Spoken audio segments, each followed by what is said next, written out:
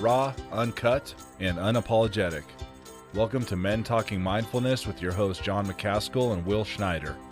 Here we focus on helping men and those with men in their lives solve some of life's complex challenges through understanding the practices of mindfulness and how they can help.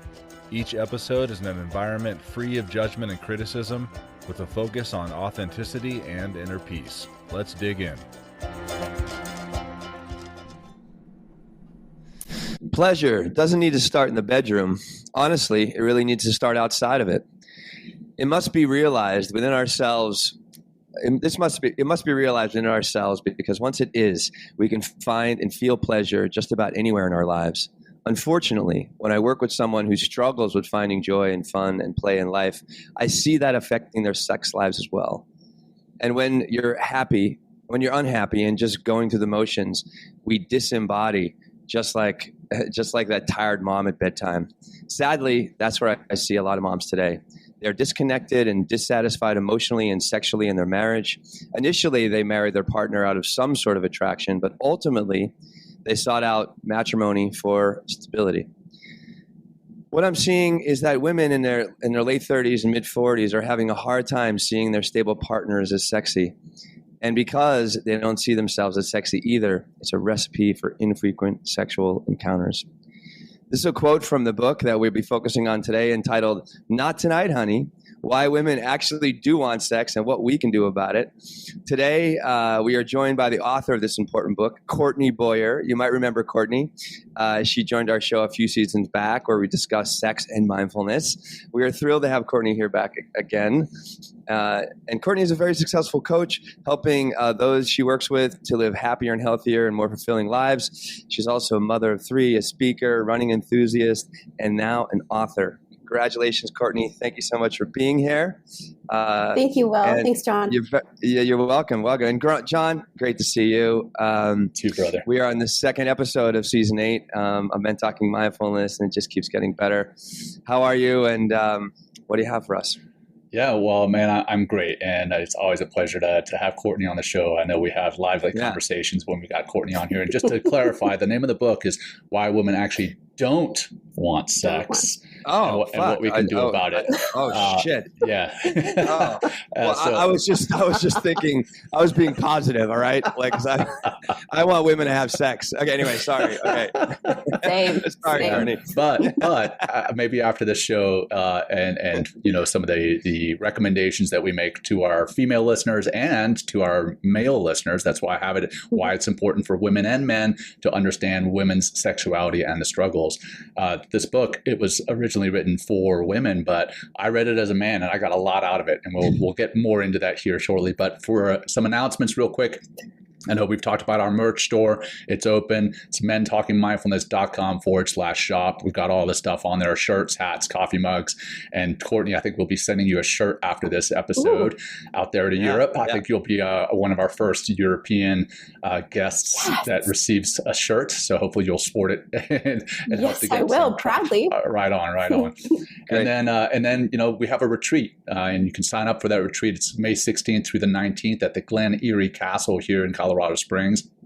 It is our Be Well to Lead Well retreat. And if you want to take that deeper dive into the intersection between mindfulness and wellness and leadership, because there is one, you may not think it, there is one, but you got to be well to lead well. And then you got to lead well to be well. So lead yourself to be well. So that kind of the flip side of that too. But hey, if you're interested, check out mentalkingmindfulness.com/retreat, or you can simply text Be Well, that's BWELL, BWELL to 33777. And then lastly, subscribe to all our different social media platforms: TikTok, Instagram, YouTube. We're out there. We're putting stuff out there, and we'd love to have you guys as subscribers. All right, that's enough of that. Let's get into our opening practice. So we're just going to keep it short so we can really get into this content here with Courtney and really help you guys in the bedroom and otherwise, and how it's all tied together.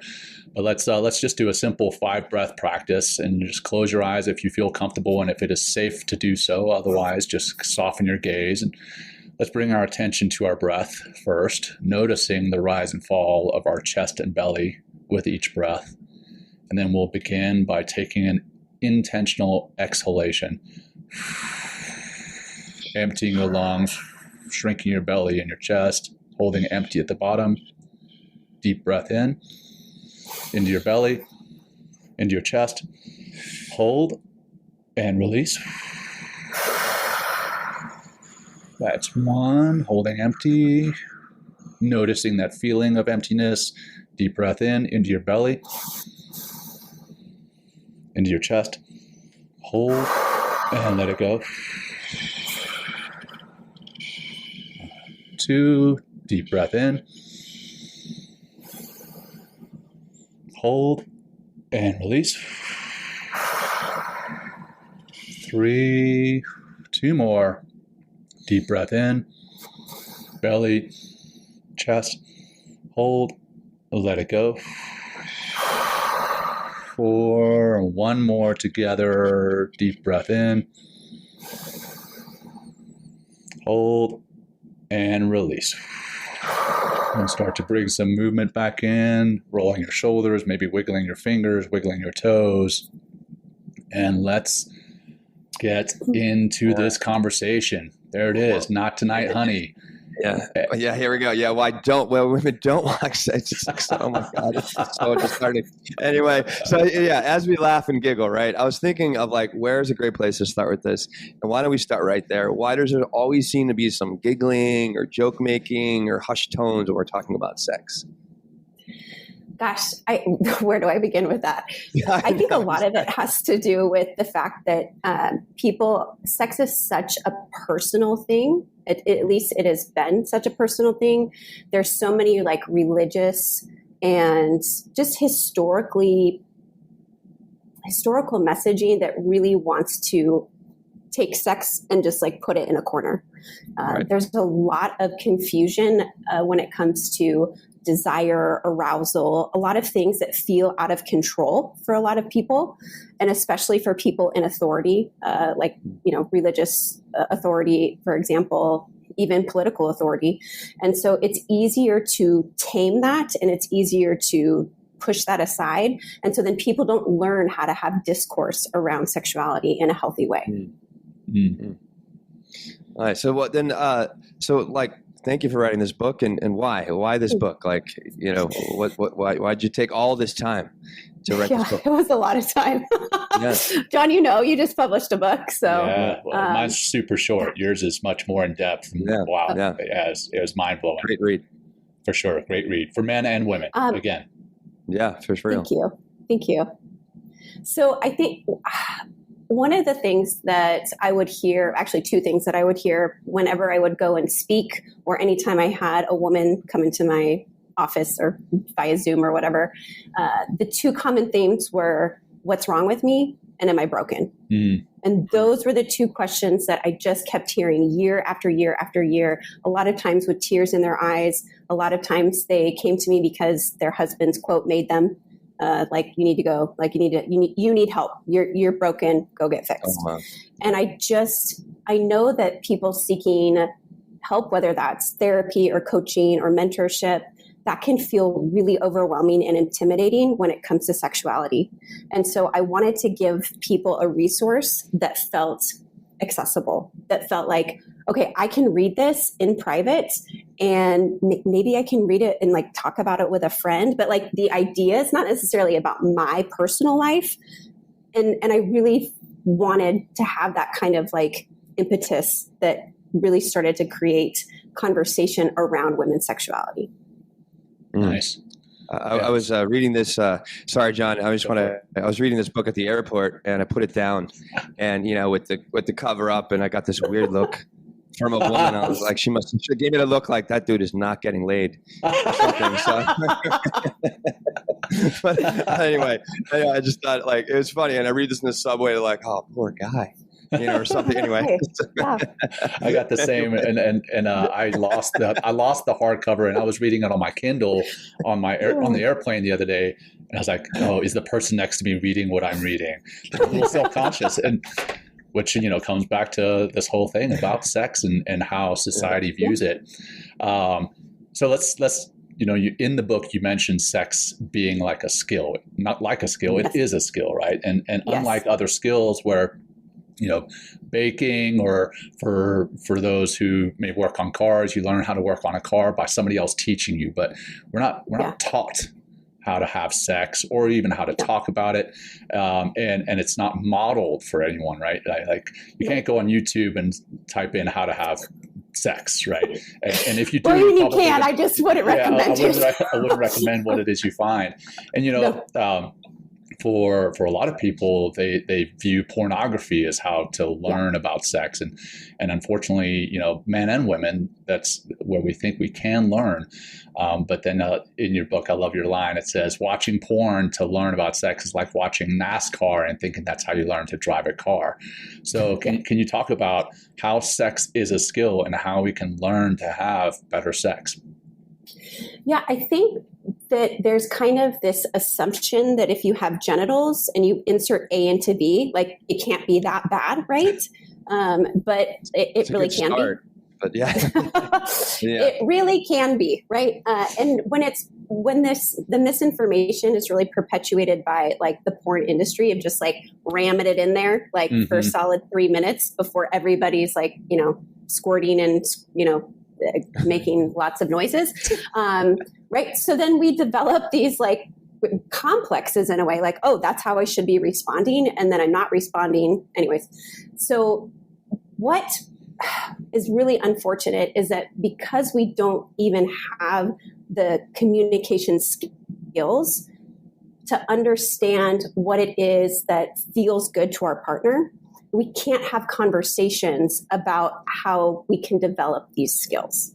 So it really starts with understanding what feels good to us and really understanding how our bodies work. And so then that's really how you learn. It's kind of like some parents are like, hey, you need to know how to change a tire and change the oil before you can drive a car. And I think that's a really great approach when it comes to sex. Like you really need to understand how your body responds to certain touches, the things that feel good, the things that don't feel good, things that you're maybe interested in, maybe not interested in, and being able to be confident to communicate that to partners. And that's something that we're just not taught. Like parents don't teach their kids the basic body part names, let alone how to communicate, how to touch those body parts in a good way. Yeah, I just finished reading a book called No More Mr. Nice Guy. I'm forgetting the author, something Glover. And in the book, it's almost like the counter to your book, but also supportive. But it's more for men. And the reason I mean that is it talks about the same thing about self-pleasure and learning what works for you, but as a man, and then communicating that to the woman, because as men, it's kind of embarrassing at times to talk about what we need. Again, we might see something in pornography and be like, oh, well, I want this, I want that. But in actuality, a way to communicate it effectively without coming across as overly aggressive, I think that's important. But in reading your book, in the first few chapters, I initially felt, I was like, this isn't about sex at all. I thought it was going to be about what we should do in the bedroom, and it's actually more about what we should do outside of the bedroom. I mean, it's about society, it's about purity versus pop culture, mental and emotional challenges that women have with their bodies, their body image, and then dealing with the non-sexual aspects of relationships with partners. And then I realized, as I was reading that, I was like, well, all of this is related to sex. I mean, that again, that's the man in me saying, oh, well, this isn't about sex at all. but it obviously is. Can you talk about that at a kind of a high level, and then we're going to dive more into the details with more pointed questions here shortly. Can you talk about that? Sorry. Yeah, I think absolutely.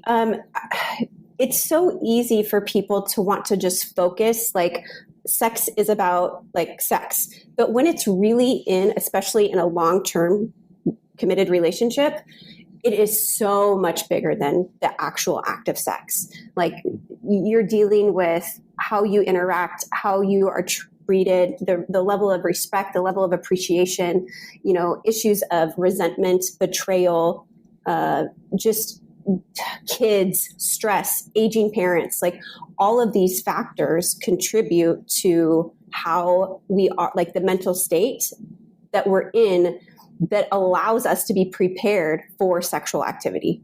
And so also everybody comes to relationships with emotional baggage. Like we are like packed full. So some people do a really good job of unpacking that emotional baggage and really working on it, whether it's therapy, coaching, whatever. And other people just continue to stuff their shit into the suitcases, and they've got a lot. And that impacts how we show up sexually. That impacts our ability to give and to receive pleasure. And, those things have to be taken into consideration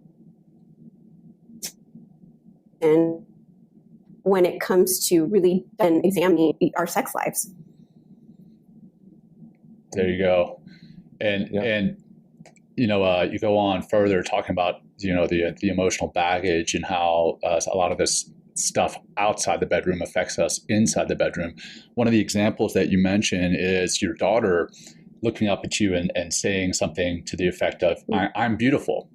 And how that caught you off guard. And then you're like, oh my gosh, what if somebody heard her say that? Then you took a step back and you're like, you know what, that's great that she thinks she's beautiful. And a lot of us as young kids, we do think highly of ourselves, and that's a great thing. And then you go on to an analogy, maybe it's a metaphor, I forget, but it's about Target and, the Target store. If there were an entrance to Target and one was labeled for beautiful people and one was labeled for everybody else, which door would you walk through? So could you talk about how we view ourselves and how that changes over time, and then how that can affect how we show up in the bedroom? Yeah. So the story about my daughter, I will never forget that. She was 3 years old and she was in this cute little tutu dress holding her little stuffed animal. And we were walking to the car and she just stopped and was like, Mommy, I'm beautiful. And I was like, gosh, what if somebody heard you? I didn't, because I was raised to be a good girl, and good girls are not proud. We are not boastful. We are very demure, and we kind of take compliments, like sort of, but deflect them. And we never say that we're beautiful. Never, ever. I mean, we all want to be considered beautiful, but we don't ever say it.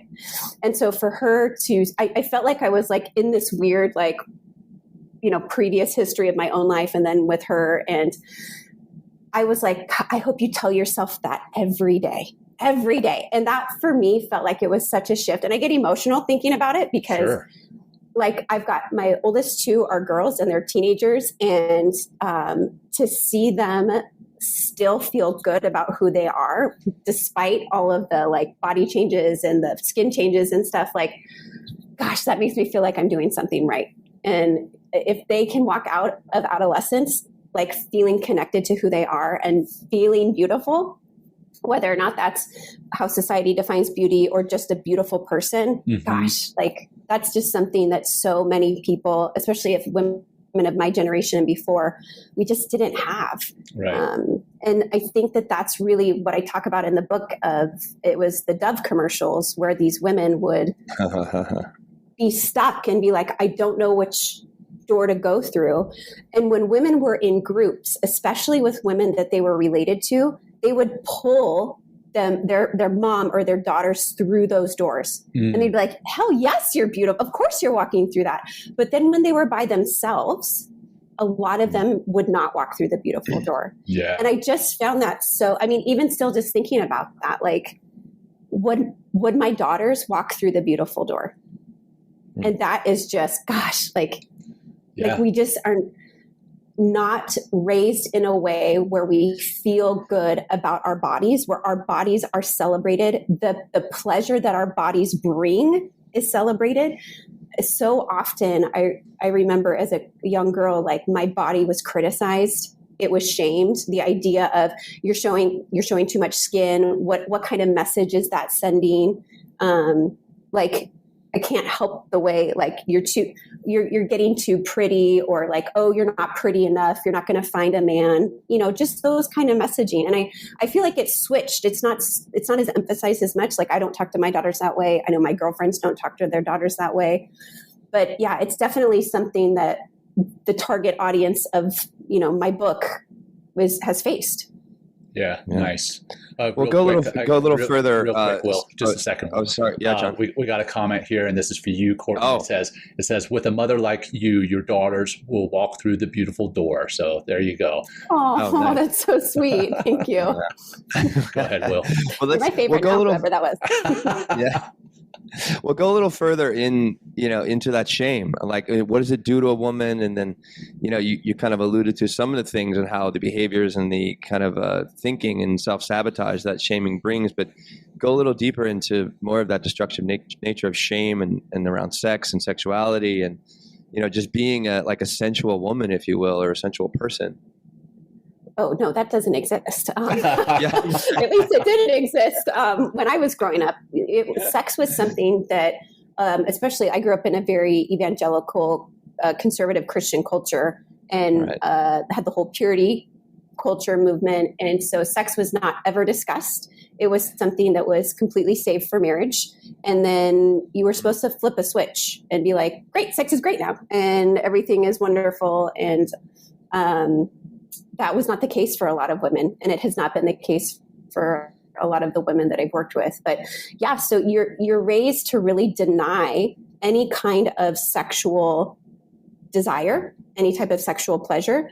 Your body, as it grows into like this adult, as a teenager, you have breasts and wide hips, and God, you look like you're a young woman because you are, and that is shunned, and that is considered a temptation. And so then you shut that down.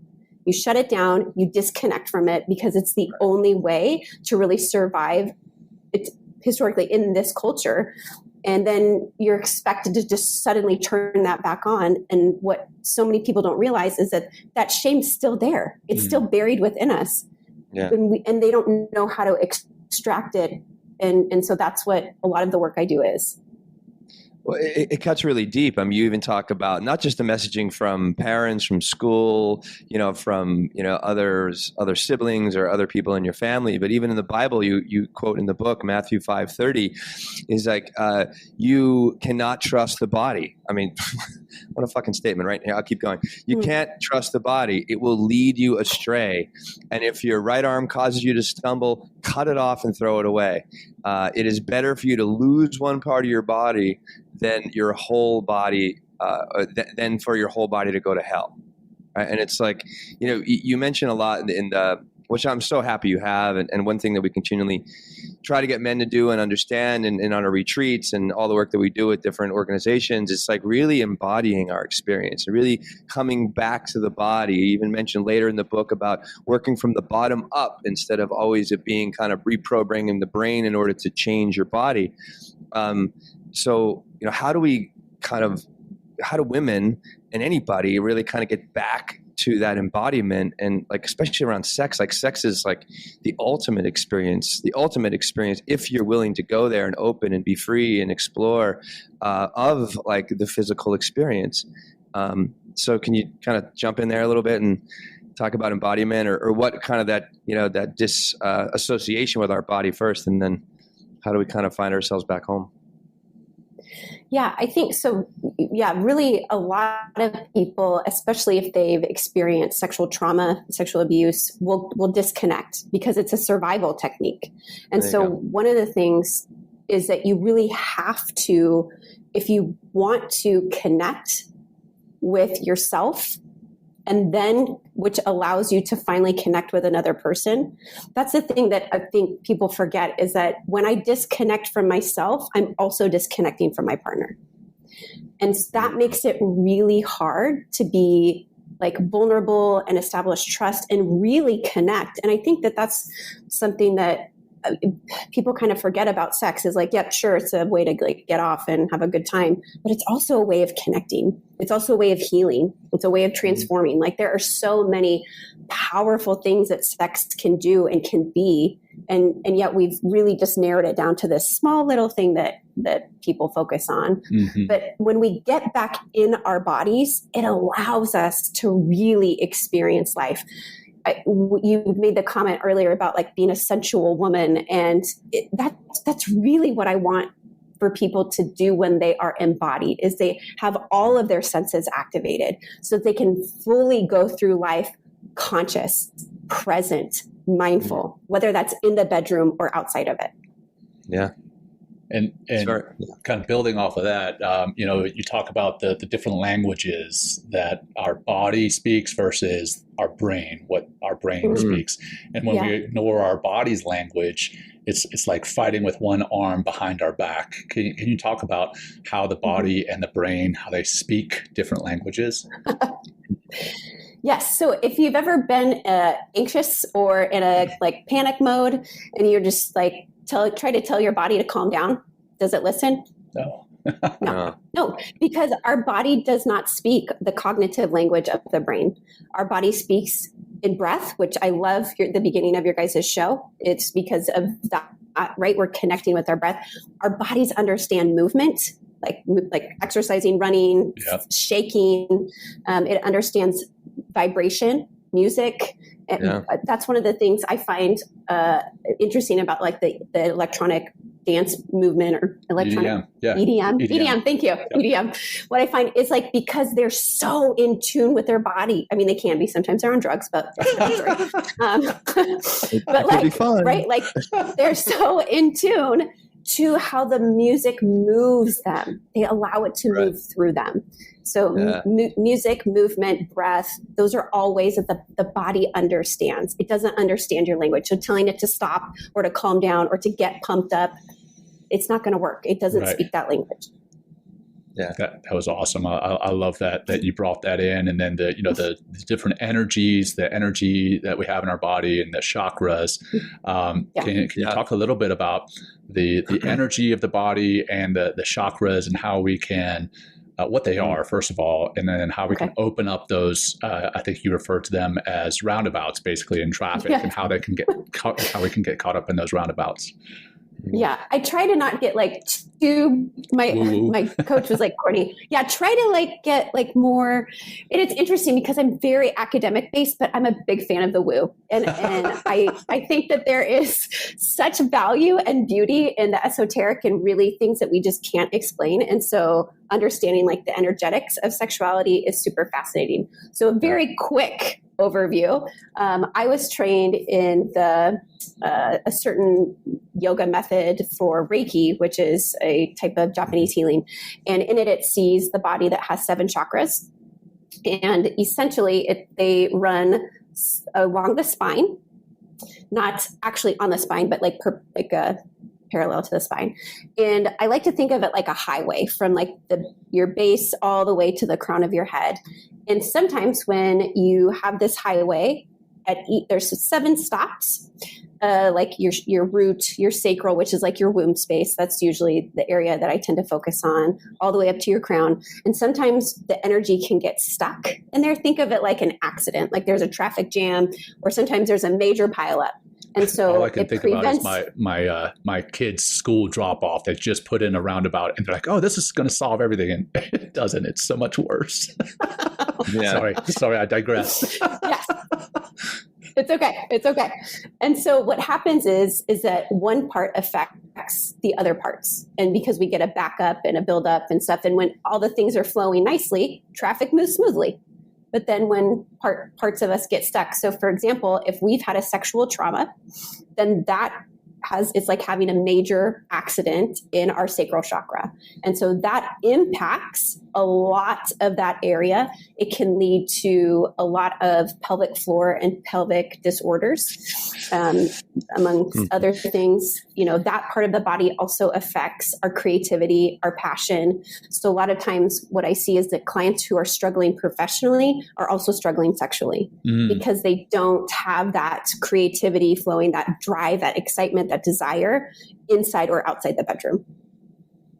And you said the sacral chakra is the chakra that has to do with giving birth, literally and metaphorically. And so like giving birth to something with creation. So, men can be affected there too. Absolutely. And they're not creating something. They're not tapping into their creative energies. And I love that you brought that piece in. Well, yeah, and that's why the yoga practice is so good for anybody, anytime during their lives, because not only because when we start to let go of the physical and therefore the emotional stress that's held within the body. I mean, because it's so, it's like, coming back to like the brain and the body, right? The brain, again, it cannot effectively communicate with the body, but the body can very effectively communicate with the brain. And actually we can get messages from the body. But in order to kind of get to that embodied experience, we got to get in our body. And what's so nice and about the yoga practice, it's like a very holistic practice in this sense. It's like working from, the feet all the way to your head and all the extremities in between, even in your organs and the twisting and everything that's going on. And you can if that's one thing that anybody that's out there that is kind of struggling sexually or just like can't kind of get over some sort of like inner like obstacle, that could be a great place to just go and play, right? And also discover more of your body. And it could be also, it's quite a sensual experience in the sense of like, I'm feeling my body, I'm with my breath, there's other people around, like, and it really has created a tremendous, like more, it just taps me more into my intuition. It's just like I'm always in this creative realm even more because my body and these chakras you talk about, like they get stuck like anything else sometimes, and sometimes they could be stuck for decades. And this is a way to help unwind, get the energy flowing back into those wheels, those roundabouts, and therefore you can really just be yourself, right? And that's what we're really trying to do here, is kind of get back to the self or not even get back to it. Yes, get back to it, but then understand what the self is. And who I can really Absolutely. be. Yeah. Where do you want to go next, John? I want to go into, I definitely want to talk about the 3 big lies about women and sex. I think that maybe we'll go there and then we can kind of come back to maybe healing, or kind of like getting back into our body and kind of having better sex because we're being better with ourselves. So anyway, go for it. So let's talk about those 3 lies, if you will. Yeah. And I could read them if you want. Or how about we do that? I'll read the first. Please do. I don't have off the top of my head. You don't have your own book? Like what the hell's going on? You don't have your book memorized? What the heck? I know. Right? All right. Here we go. Okay. All right. Lie number 1. It's my duty as a wife to please my husband. I see nothing wrong. Okay. It's my duty as a wife to please my husband. Will, jeez. I was going to lie. I'm sorry. I didn't. That was like my first initial very macho response. Okay. I was going toxic masculine for a second. It's my body. It's my duty as a wife to please my husband. There's a part B to this too. My husband deserves access to my body whenever he wants it. That's the first lie. Let's dive in there and talk about that. Please. Yes. Again, growing up religiously, I cannot tell you how many times I was told that in some overt or covert way. But yes, essentially, like you have a wifely duty to perform. There's an assumption that men want sex all the time, and women obviously don't. So your job is to perform on demand. And so that's obviously for a variety of reasons. I've known people who the woman has the higher sex drive, in a heterosexual marriage, and they, that's another topic. And then the second part of it I see a lot is I've had clients that really are bothered when their husband, like they'll be doing the dishes and their husband will come up behind them and essentially grope them. And that to them is like, oh, I'm just like showing you my affection for you. And like, that is fun for me. And the wife just feels like violated, but she's really just supposed to take it because that's her husband. He has access to my body whenever he wants it. So what am I supposed to do? I saw, obviously I read that piece. And what I thought about is on Instagram, you'll see these reels where that's what's shown. You'll see a husband coming up and spanking his wife on the butt while she's doing the dishes or whatever. And I've gone in and I've read the comments, and it's really interesting. Is a lot of the comments are, "Oh, this is so cute. I love to see this type of playfulness in a relationship." I hope that there's fire in my relationship like this or that kind of stuff. And I've always thought it was interesting to see those types of comments, and most of them are from women. But then reading your part is that a lot of women don't respond well to that. I know, honestly, if I walked up on my wife and I spanked her on her butt when she was doing the dishes, man, there'd be all hell to pay. That was just a comment, not so much for you to dissect. But. I will not, John. I will not. Consent matters. I will not dissect that without your consent. Thank you. Yeah. Well, I just go ahead. I'm sorry, Courtney. Yeah. Oh, no, that's okay. I was just going to say, joking about consent, but like, I think that really goes back to the temperature of your relationship and the dynamics of your relationship. And so if you are in a relationship where that's pretty normal, like we're very playful, we're very touchy, it's been established that I'm okay with that. Like I've had a conversation with you and said, I like it when you come up behind me. I like it when I like it when you like grab me and kiss me in the kitchen.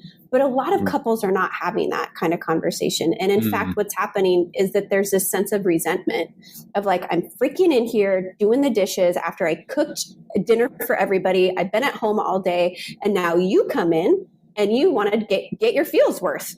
Yeah. That's what I always think when my wife walks in and grabs my junk. Oh my gosh, Becca's going to kill me for this episode. Yeah, awesome. Sounds like a healthy relationship. I'm just kidding, John. I'm just kidding. Well, all right, Will, I'll stop. No. Turn it back over to you for all the good. second. All right, here is lie number 2. Masturbation is wrong and shameful. Yeah, jump in that. You say also self-stimulation. Why? Because masturbation, the word, can conjure up images and feelings of sin and shame. So let's talk about masturbation.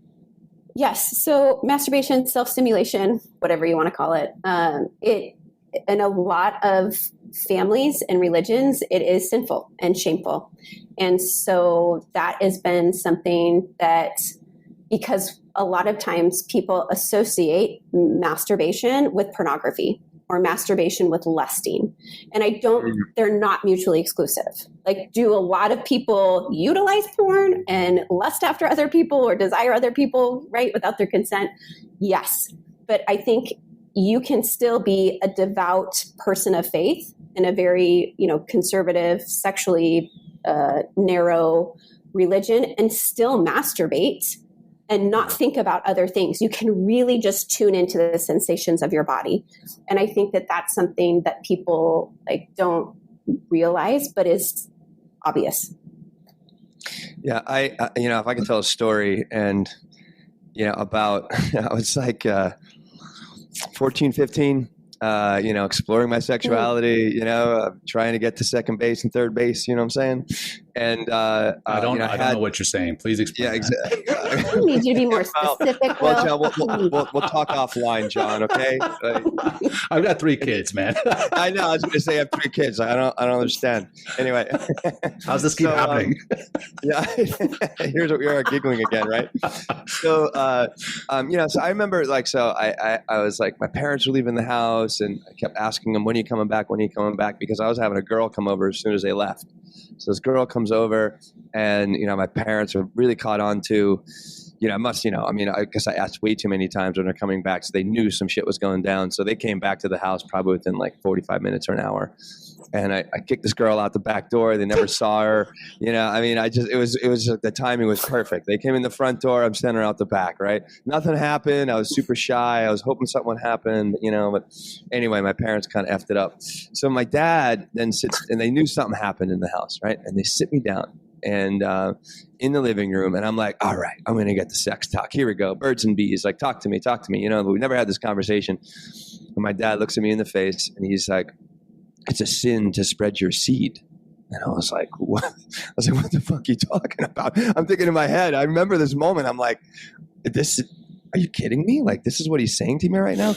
And therefore I get that shame. It's like, you should not be masturbating. He didn't even use the word masturbation. Like he didn't, just like a lot of people in our parents' generation just didn't have the capacity or, the ability to kind of communicate sex healthy in a way to, a young, very ambitious child, so that's where it came for me, as far as like masturbation and kind of the shame that was wrapped around it. I mean, it's not like that, but yeah, I mean, it's weird how it just runs so deep in our society, and comes from a lot of that Puritan culture and the Bible and Christians and Catholicism and a lot of other religions. Like they really try to keep this act very sacred. I also feel that a lot of the Bible is written by all men, and men are always trying to kind of protect the womb and protect their women, and I think that's where a lot of this kind of shaming comes from, because they just kind of want to, I don't know, men want to save all the women for themselves or something.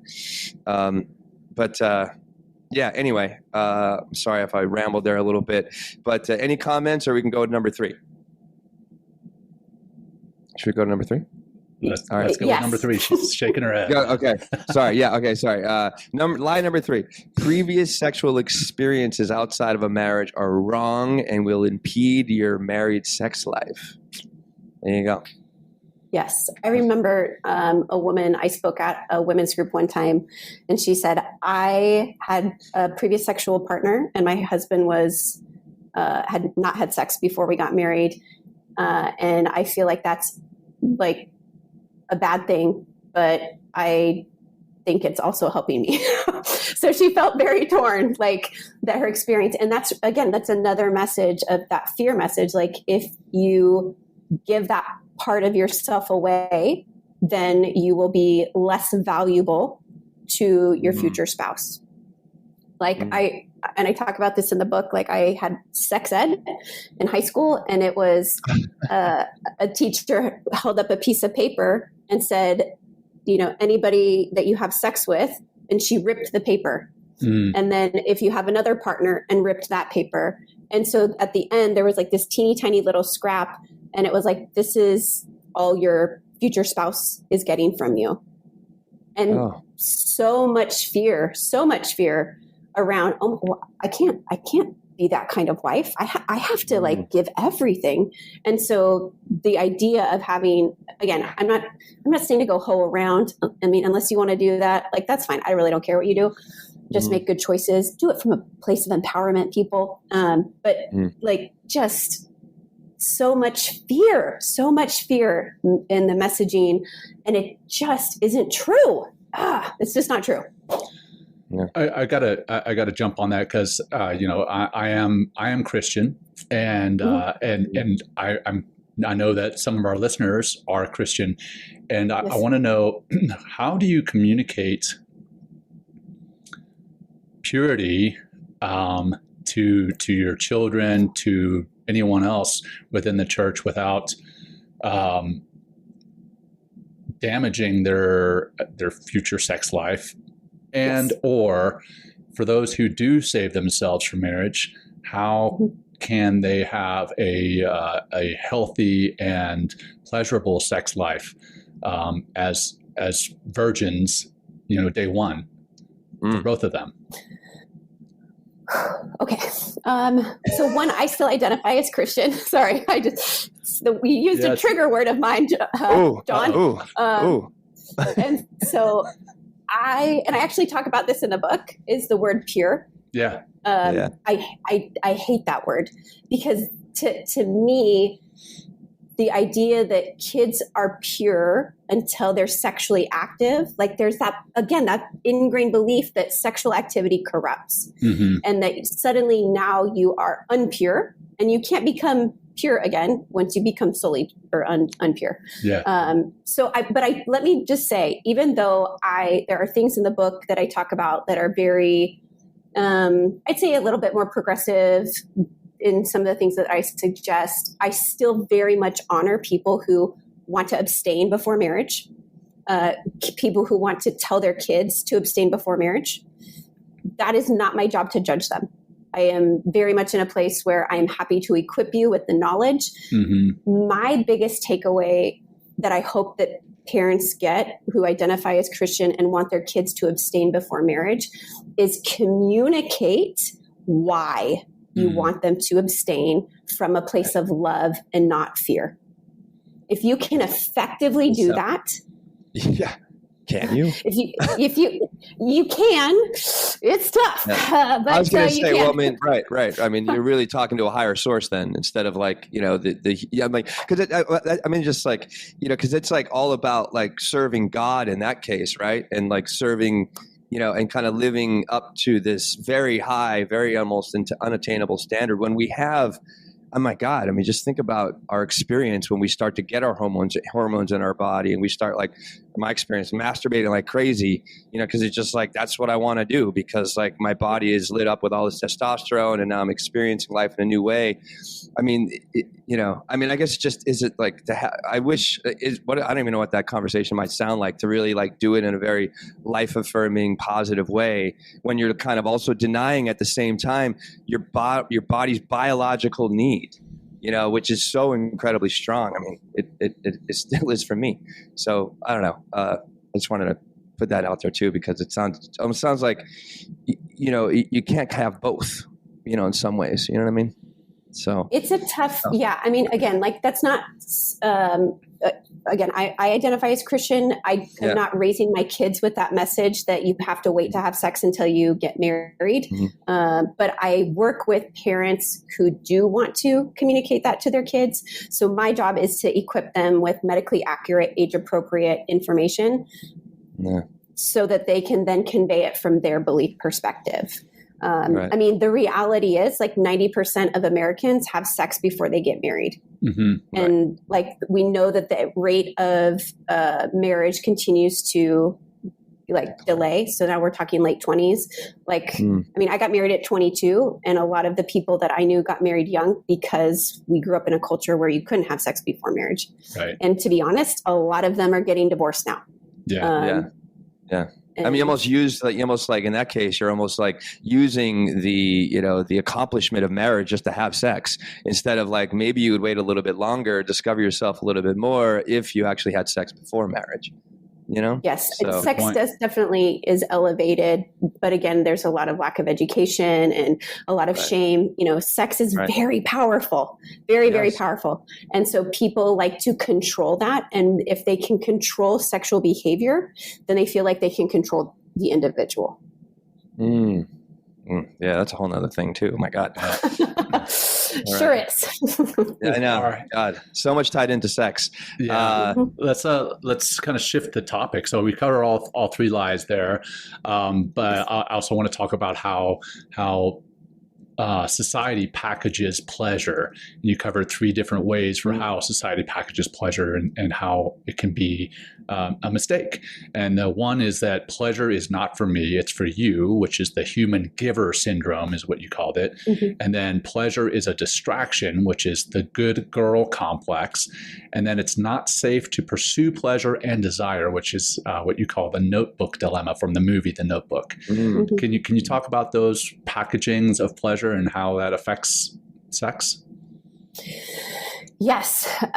Again, we receive, women especially, we receive so many messages about sex. And I'm speaking from like my generation. I know it's different in like my kids' generation, and even probably like the Gen Z, the early 20s people. But yeah, definitely, like there's just so much like pleasure's good, but like, you don't get that. Like your job is to be, and even that's something that we definitely see in mainstream pornography is like the male lens, the male gaze, is that it's not the same as like feminist based porn of like what women want to see and the type of things that bring women pleasure. And so it's this idea that women basically are here to serve and please men. And so that's kind of like that whole human giver syndrome. Like, I'm here to please and to give to you. Right. And that's a lot of religions will reinforce that. Like, you're the helpmate. Like, you are here to help, not be helped. Mm-hmm. And then like, the good girl, this is something that I went to a Christian high school and really experienced firsthand of like, well, like a good girl wouldn't do that. Like, like I was the epitome of the good girl in high school. I was a straight A student. I was a varsity athlete. I went to church 3 times a week. Like I was all in it. And, good girls don't get distracted and like almost like dabble within this like pleasure thing, because really it's a distraction from like this higher work and the good things that you're supposed to be doing in the world. Yeah. And then boys don't receive that same message. Like I went to a Catholic high school for a couple of years. I mean, 5th and 6th grade. And like, no, not at all. I mean, it's just like yeah, keep going. And then the notebook syndrome. Can you touch on that one too? Oh yeah. This idea of like, it's like this stability, like safety stability dichotomy of like, I want this, the excitement and desire of, Noah, and it's something that I can't have. But then I think Juan is the other guy, but like this other guy provides me this like safety and stability, and like I can't have both. So it's like it's one or the other. Yeah. Now talking about that and what we just talked about, Will, you mentioned that men or boys are not taught the same messaging. And I think it's important that men listen to this. I mean, the show is called Men Talking Mindfulness, and the preponderance of our audience is men. Mm-hmm. And I want men to listen to this episode, and I want men to read your book. But that said, in the book, you mentioned dissatisfied wives coming to husbands with their concerns and the men not wanting to change. And then you also mentioned that a lot of women say they don't want to have sex with him, or that they find their husbands boring. And then you have, within the book, you have quotes like, the message again from the patriarchy is that you can't trust your body, and being selfish allows you to elevate your needs and desires and go after what you want. Men have been doing this for centuries, and I don't see anyone accusing them of being selfish. Now, as a man, how can a man read this book and see it as a book that's helpful to them as well as the women, and not a book that blames men for the way things are, or isn't a man-bashing book? And yes, I wrote that whole question out because I wanted to make sure I said it in a way that didn't come across as combative. Let's go, Courtney. Come on, John. No. John could take me in like 2 seconds, okay? Like, I know I'm fully aware of my skills and tools. No, absolutely. Like, and I think that's even something that I touch on in the intro, I believe, or chapter 1 of like, the goal of this book is not to point fingers, but it is important that we hold people accountable. And when we have millennia, right? Not just like a few years, but millennia where women have been property. We have been pawns. We have been like not full citizens, not full rights. Sex slaves. Controlled. Sex slaves. Like we're even in parts of the world today, right? Even in parts of the world today, women's sexuality is regulated, controlled, traded, and so many things. Wow. And so I think that it's not about blame, it's about accountability and understanding the impact of the policies and behaviors of men historically and how that impacts us today. And that's really what I love men. Like I do, like they're amazing allies. I love talking to you guys before the show. I love your show. I love you both.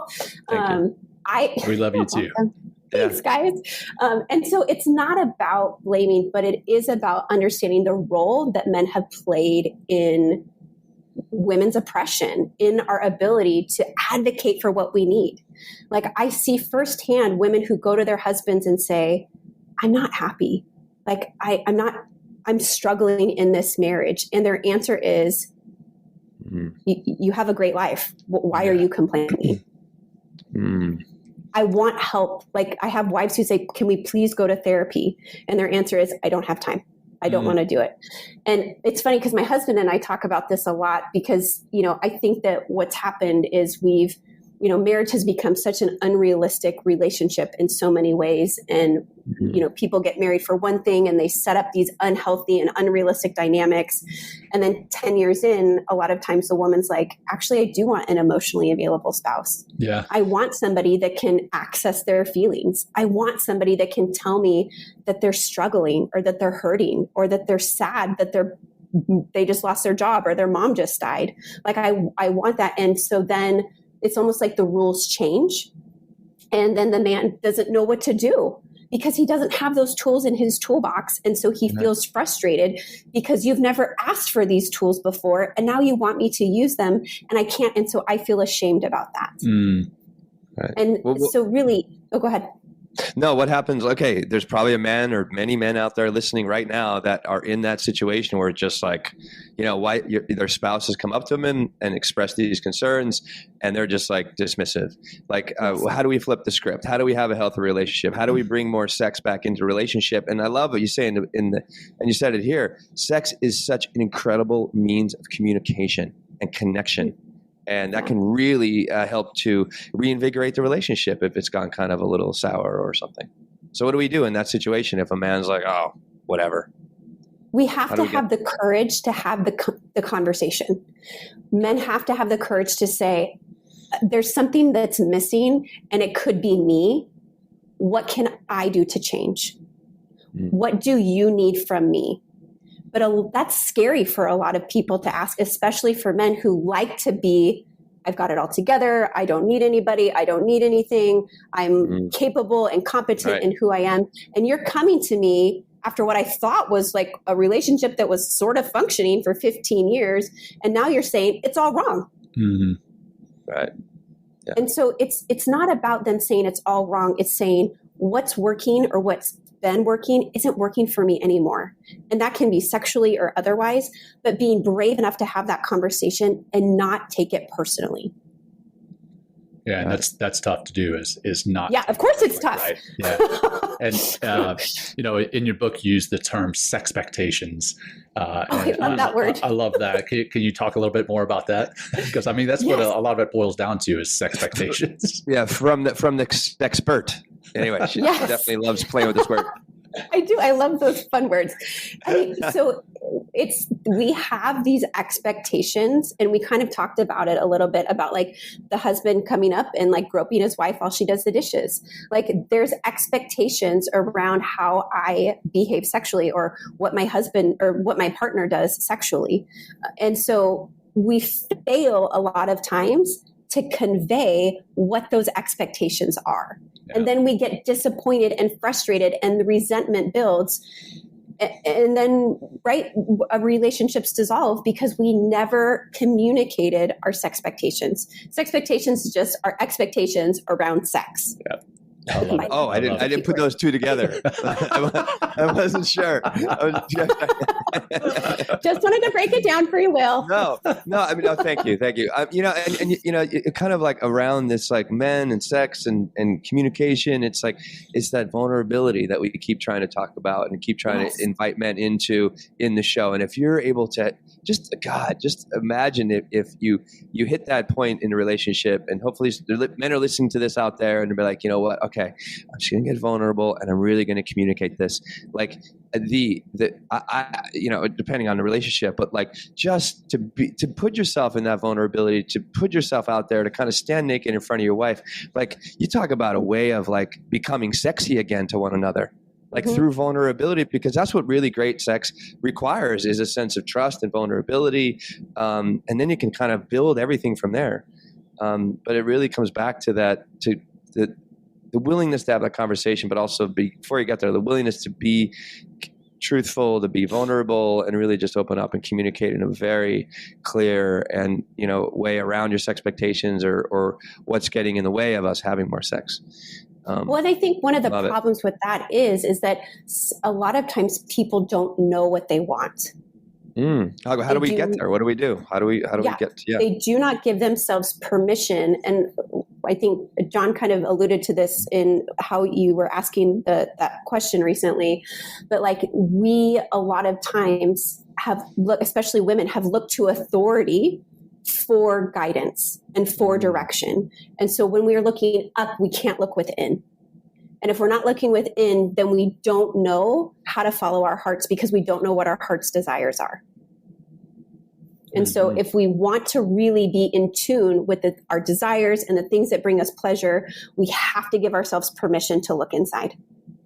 And that can be really, really scary if you've never done that, or you think that you're not good and you do not deserve good things, and you see yourself in such a bad way. And a lot of men see themselves that way. And that just breaks my heart, but it is. They do. Yeah, for sure. Into me you see is one of the definitions I've heard of intimacy. Oh, right. I like that. Into me you see. Yeah, I was like, that was years ago. Someone I heard that, I'm like, oh, that's fucking actually, and now I'm using it in here. So, John, why don't you? I want to build on that piece right there about how we see ourselves, and you talk about. There's a part of your book where you're telling women to look in the mirror and see themselves as the little girl that they used to be. And this little girl who dreamed and laughed and sang and danced like it didn't matter. And this really hit home because I've got 2 young little girls. I've got a little boy as well. I mean, and it applies to him too. But can you run through that mirror exercise that you describe in the book, and then how important it is to see yourself a certain way and what that does for you in the bedroom? Yeah. So I had a client once who was convinced that she loved herself. And the funny thing is, I will let you in on a little secret of how I know clients struggle with their self-worth, is their beliefs are reflected in their behaviors. Mm-hmm. So you can tell me all day long that you love yourself, but if you are overeating, overspending, numbing out, drinking, you don't love yourself. Like you're trying to escape and you're trying to numb the pain. So I told her, I said, okay, let's do a fun little exercise. And I said, I want you to see that mirror. I want you to go over to it.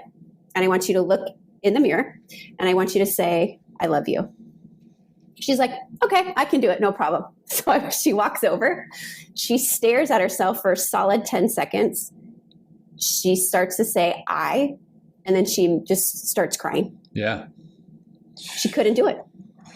And I think what happens is there's that body connection, right? Because our bodies don't lie.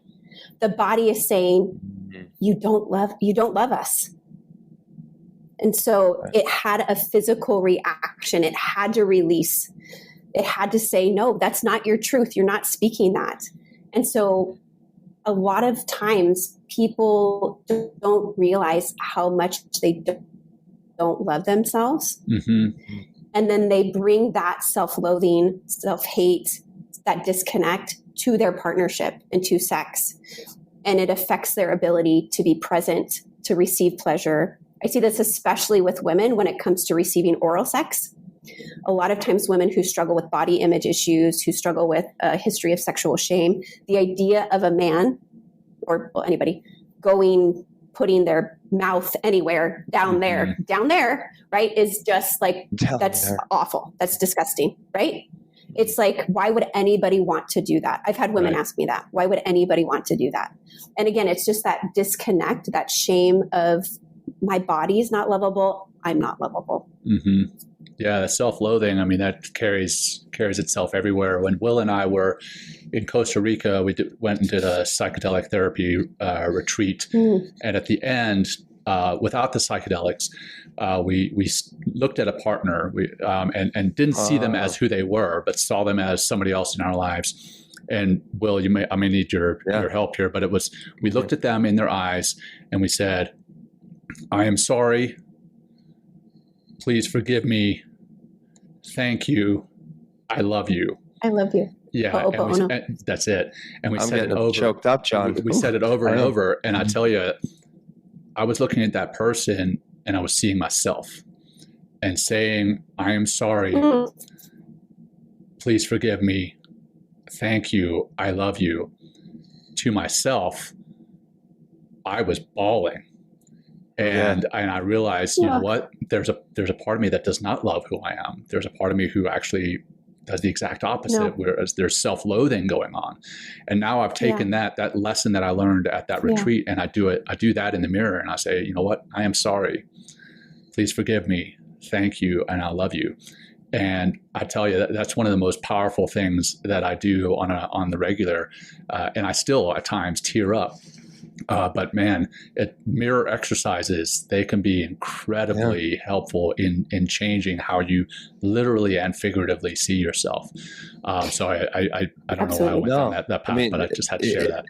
It's in the book, right? I mean, it's like, it's the whole, I didn't realize this Hawaiian ritual called Ho'oponopo. Ho'oponopo. Yep. Ho'oponopo. Ho'oponopo. Yeah. I'm sorry. Please forgive me. Close Thank enough. you. I love you. Yeah.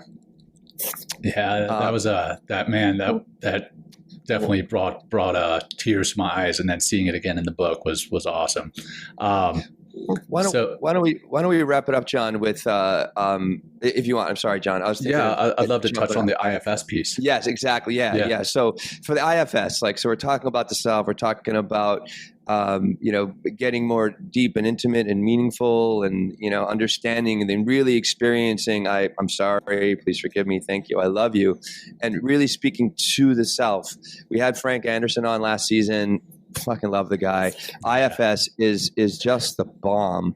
You talk about the 8 C's in the book, and he talked about it on the show. Also the 5 P's, which I really like. In order to really discover, be with, experience the self, get the self energy, get the self leadership is what they call. So, and also the parts, I think is really what the key here is, right? Part of it is understanding these parts instead of it being like, oh, I'm a bad person because I have this little person inside of me that's telling me all these bad things about myself. So let's finish with that as a way to kind of maybe heal and get back to the self. And because I think it's just so profound, this work. And I'm so glad it's done, spoken of in a Western way instead of the woo-woo esoteric kind of thing. So thanks for breaking this down for us. Yeah, so IFS stands for Internal Family Systems, and it is, honestly, I was a trained therapist and didn't get exposed to IFS, and think it's one of the most powerful modalities I have ever come across. Mm-hmm. And really, what you're doing, it's really like what John was saying, like you're connecting with that part of yourself that is hurting and in pain and just wants to be seen and loved. And I think that that's something that, a lot of people, when they come to me and they say, I'm not interested in sex, or I'm doing this behavior, or, if I have a couple that comes to me and, like she's always yelling at me and she's nagging, or he's always like escaping. It's really about honoring those parts and just trying to understand that those behaviors are a form of protection. They are trying to protect that little boy or girl inside of you that is hurting, that is struggling, and just does not want to feel pain.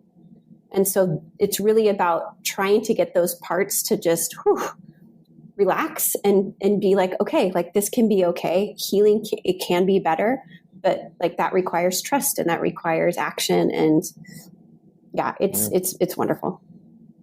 Yeah. I mean, and actually I recorded a little microdose one, not like a big micro, like a hero's dose kind of micro episode of, know thyself. And I break down these 8 C's, and then I'll mention the P's, right? So it's like calm, curious, creative, courageous, connected, compassionate, and confident. Like just imagine, and clarity, or just imagine living with that on the inside. Like that's who you are, and then leading yourself in that way. But then, and then being in the world with the 5 P's is being present, being persistent, being playful, being patient, and being perspective, or having perspective. So, I mean, that's like, if you're out there and like, you're struggling with any kind of shame, sexual shame or whatever, it's like, getting the IFS or even calling Courtney, working with Courtney can really help you to kind of, get to know those parts. It's so important. That's why I like IFS. Instead of just, oh my God, am I a multi-personality, weird, like wacko person that should be in a padded room? Instead of just being like, oh, wait, like, oh, this, what's so nice about the parts, it's like, this needs my attention. Let's see what's going on over there, and then have a conversation and communicate with this part, and then understand what it's trying to do, and then and kind of unifying with that part and moving forward instead of like always being divided.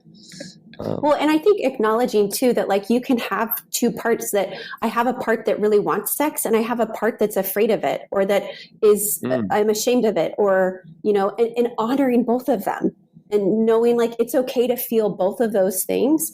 And we can figure out a way to like, how do you want to feel about it? Like, what is that emotion? What is that embodiment that when you come to sex, when you approach sex, like what does that look like and feel like for you? And really allowing those, you know, 2-3 parts to all feel present and heard. Yeah. And if you've got some trauma, if you've got some of the struggles that we've talked about on the show today, in or outside of the bedroom, definitely recommend checking out our episode with Dr. Frank Anderson. And it's all about transcending trauma and how the IFS can really be helpful there. It's actually one of the more powerful episodes we've ever done. I walked out of it just exhausted because of everything that I wanted to just jump right into IFS. But anyhow, Courtney, this has been an awesome episode. If you had one thing, one message that you wanted to leave with our watchers, our listeners, that would help them to feel better about their sexuality and sex, or anything else for that matter, what would it be? My message would just be like, you are worthy and deserving of pleasure. Like, I really hope that you believe that. And if you don't, I really want you to, because you deserve it. You are worthy and deserving of amazing things. And I hope that you incorporate a life that is filled with joy and filled with pleasure and love. Awesome. Yeah. And what's the best way for listeners to find you? Yeah. So I'm on social media at Courtney Boyer Coaching. So Instagram's great. LinkedIn, I'm the most interactive on Instagram. So like sending me, I love it when like podcast people send me a message of like, oh, I heard that makes my day. I love chatting and getting to know listeners, and I love talking and I love people. So awesome. Well, we'll make sure those links to your website, to your social media are in the podcast notes. But Courtney, this has been fantastic. Will, I know you're going to wrap it up with the closing practice. But before we do the closing practice, I just want to say, hey, Courtney, thank you. To our listeners, thank you. To our viewers, thank you for tuning in. We sincerely appreciate you. And if you got something out of this episode, please share it with your friends, your family, your colleagues, whoever you feel could benefit. And then please give us a review, subscribe to the podcast, subscribe on social media. We really appreciate you, and we appreciate your subscribing and following, but not just for our own ego, but so that we can get this kind of goodness, our guests and their messages, like Courtney and her message, out to the masses, because it does make a difference. So, all right, now I'll get off my soapbox and turn it over. No, thank you, John. That was beautiful. And hey, we're trying to create a healthier world, and that's why we have people like amazing people like Courtney on. And Courtney, I got to say, after reading through your book and hearing the way that you interact with and all the wonderful questions that you ask the clients as a kind of a way to kind of keep telling the story and keep talking about the problems and solutions around sex. If you need help like this, reach out to Courtney. Like, she's a coach. She can help you with this. And I know she would love to. And that's all about that. And let's just close with 3 breaths. Wait, Will, can I just say something? I just want to thank you guys for having me on again. And thank you for the work that you do. Like, anytime I have, especially male clients, I send them your guys' podcast, because I think the work that you're doing is so important. No, I'm serious. I do. It is so important. And I'm so proud to be associated in this space with you, and really thank you for being such a light. So keep And it keep all doing started that. by looking up the word sexpert on LinkedIn, and you popped up. No, I think it was sex expert, and then all of a sudden it's a sexpert or something like that. Remember? Something like that. Yeah, I remember. It was awesome. And hey, maybe we'll have a hat trick here one of these days. Again, Courtney, have you back for a 3rd time, which would be awesome. So we love having you here. All right, everybody, let's just close it with 3 easy breaths, a little parachute breath. We're just going to take a nice swift inhale through the nose, and a very, very, very almost 2 or 3 times long elongation of the exhale, and let's just drop in and exhale out. Try to really get empty, and we'll take that really swift inhale through the nose. And exhale out the mouth really slow. Really slow. Control. Drop into the moment by finding your breath again. In. There we go. Exhale out. Slower. Relax the face, jaw, shoulders. So good. And one more of those. In. Awesome. Exhale out. And just close with taking a moment and thank yourself for listening. We thank you for being here. We thank you for even just wanting to live a better life, to have a healthier and happier sex life, because we can all create a better world by just getting a little bit more intimate with ourselves and other people that really are meaningful to us. So thank you guys. And that's it. That's a wrap, I guess. That's it. All right. Take care, everyone. Until next time. Peace. Thank you, Courtney. Thank everybody. Bye. Thank you for joining us today. We hope you walk away with some new tools and insights to guide you on your life journey. New episodes are being published every week, so please join us again for some meaningful discussion. For more information, please check out mentalkingmindfulness.com.